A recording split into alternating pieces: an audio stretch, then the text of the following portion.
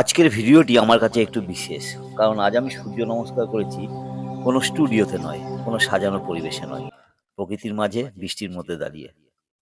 বৃষ্টি আমাকে বৃষ্টি স্নাত ভিজিয়েছে, সকাল। কিন্তু আমার অনুশীলনকে থামাতে পারেনি। বরং মনে হয়েছে প্রকৃতির এই বৃষ্টিধারার মধ্যেই যেন সূর্যকে প্রণাম করার এক অন্যরকম অনুভূতি রয়েছে। সত্যি বলছি, আমরা অনেকেই সূর্য নমস্কারকে শুধু কয়েকটি যোগ আসনের ধারাবাহিকতা হিসেবে দেখি, কিন্তু একটি গভীরভাবে দেখলে বুঝতে পারবেন এটি শুধু শরীরকে সামনে পেছনে বাঁকানোর অনুশীলন নয়। এখানে রয়েছে শ্বাস, মুভমেন্ট, স্ট্রেংথ, ফ্লেক্সিবিলিটি, ব্যালেন্স এবং মনোসংযোগের এক অসাধারণ সমন্বয়। প্রতিটি ভঙ্গির সঙ্গে শ্বাসের একটি সম্পর্ক আছে। প্রতিটি মুভমেন্টের সঙ্গে শরীরের বিভিন্ন জয়েন্ট ও মাসল গ্রুপ কাজ করে। আর নিয়মিত অনুশীলনের মাধ্যমে শরীরের মোবিলিটি, ফ্লেক্সিবিলিটি এবং ফিজিক্যাল কন্ডিশন উন্নত হতে পারে, বয়স আপনার এটা যতই আমার বাড়ুক না কেন। প্রাথমিক স্টেজ। একটা কথা গুরুত্বপূর্ণ, সূর্য নমস্কার যতটা সহজ দেখতে, সঠিকভাবে করা ততটাই গুরুত্বপূর্ণ। শুধু দ্রুত কয়েকবার করা নয়, প্রতিটি মুভমেন্টের প্রতি সচেতনতা, শ্বাসের প্রতি মনোযোগ এবং নিজের শরীরের সীমাবদ্ধতাকে সম্মান করাই আসল যোগ।